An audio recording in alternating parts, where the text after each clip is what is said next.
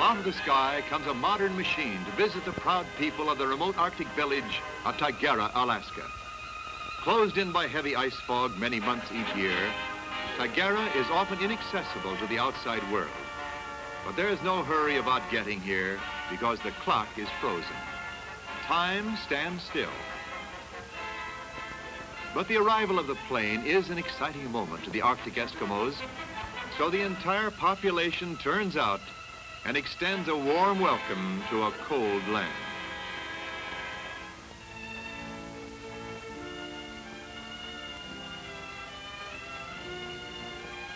Calendars have been thrown to the winds at this barren and desolate cap on the world, where the Eskimos have lived the same existence for over 3,000 years. But the bleakness of the summer landscape is no indication of the strength of the people who live here. Nor was it so before man recorded his history, when these sod igloos were designed countless centuries ago. And here is his transportation, the walrus skin boat and the husky dogs. Without these, this civilization would have long since perished. Now the warm sun begins to thaw the frozen earth, and a favorite pathway of these natives is revealed. For Christianity plays an important role here. Sunday spreads beyond the Yukon to this little church in this big land. As the service ends, the congregation returns home, with nearly everything against the survival of these people, including the never-ending wind. It probably takes more than an average amount of prayer to get by. Few final resting places in the world could look more final than this one. No trees or bushes survive along this region of the Arctic coast, so the fence around the cemetery has been made of the principal building material at Tigara, whale bones.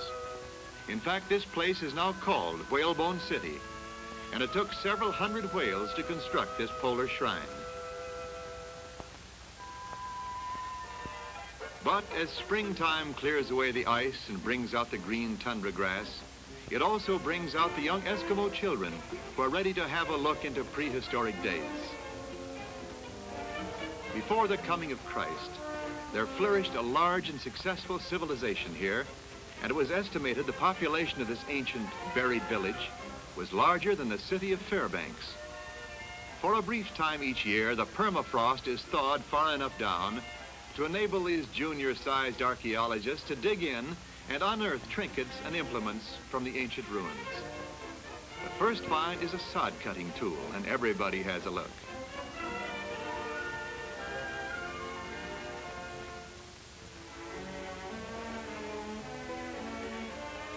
Next, they discover a spearhead. This would be lashed on a pole to be used in a seal hunt. And then an ancient harpoon made of bone and slate for hunting the great polar whale. Snow blindness has always been a serious threat to the people of the Arctic, so these were used to filter the sun's brilliant rays. But Tigara is an ageless city, and these objects, thousands of years old, are not outdated relics of the past. They will be taken home and placed back in service. Even this walrus spear, made from the ivory of the walrus himself, will soon go back to sea again.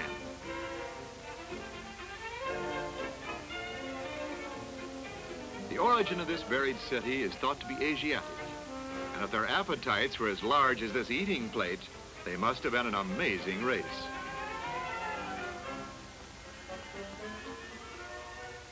But not all of their craft history is under the ground. Meet Jackie Atungarak, an Eskimo artist who carves masks from the ball socket joint of a whale's flipper. The bone is carefully selected for this job, and after a good piece has been chosen, the tedious chipping process begins. It takes a full day and a full measure of patience, using no other tools, just this hatchet-like chipper. The equipment never changes. His roof is the sky, his floor is the soil. His workbench is the shoulder blade of a whale.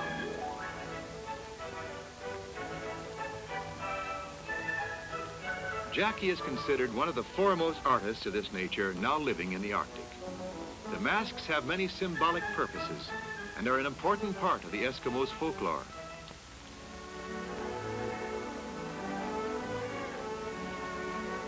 This never-changing art lives forever by a family teaching process. It is the father's duty to pass along his knowledge and experience to his sons. He teaches them the arts and crafts he knows, and the same methods and tools are handed down from generation to generation.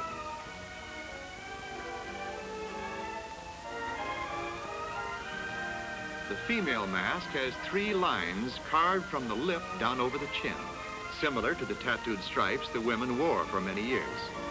The men had it even worse. Ivory buttons were worn on their lower lips. Jackie says that the old adage is proved true once more: 3 heads are better than 1. And just as tradition dominates the art of this civilization, it does the same with home building. A front door is a hole in the roof. The door is placed on top of the house so it won't be covered with drifted snow during the sub-zero Arctic winter. An old-timer climbs out of his sod igloo and has an unobstructed view of the top of the world.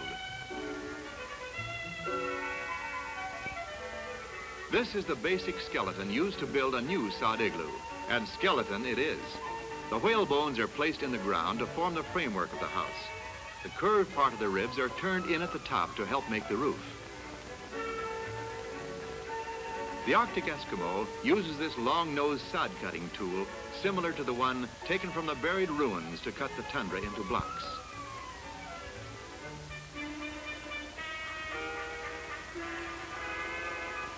Summertime here is repair time, just as it is in many lands.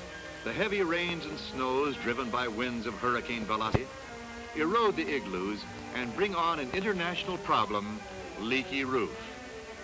So the strips of tundra are rolled up, placed aside to be used as mud shingles. The sod is his plaster, the supply is unlimited. Many of these bone and sod igloos are used for generations. By keeping them in repair, there's no limit to their usefulness. The igloos are all comparatively small, the inner floor space being about 12 by 14 feet. The number of people living inside does not determine how large the igloo should be.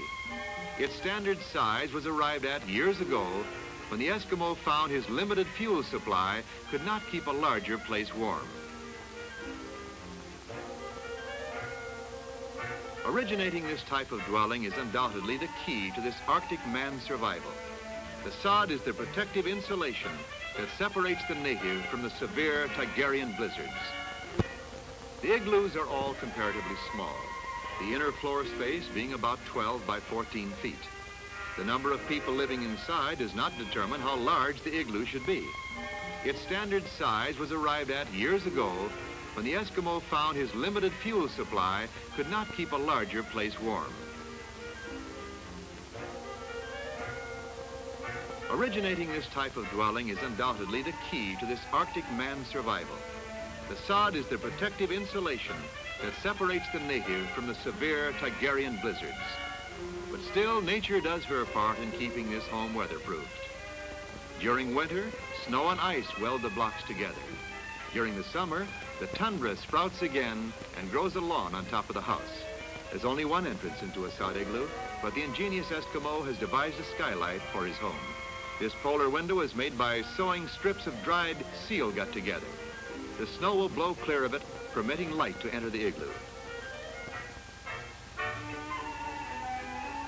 These scenes are not significantly different than they were 3,000 years ago. The men who first settled here found a way to survive. His descendants may have tried other home building methods, but none have been able to pass the test of time.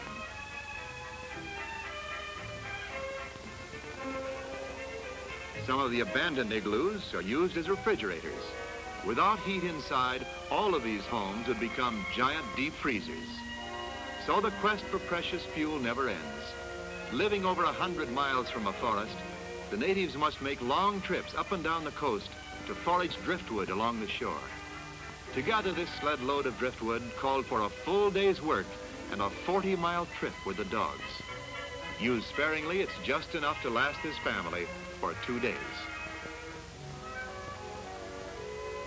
With heavy winter upon this village, It might appear frozen and still, but within these tiny mounds of earth are the courageous people who have changed this barren waste into a permanent home. They are the brave citizens of Tigara, ageless city of the Arctic.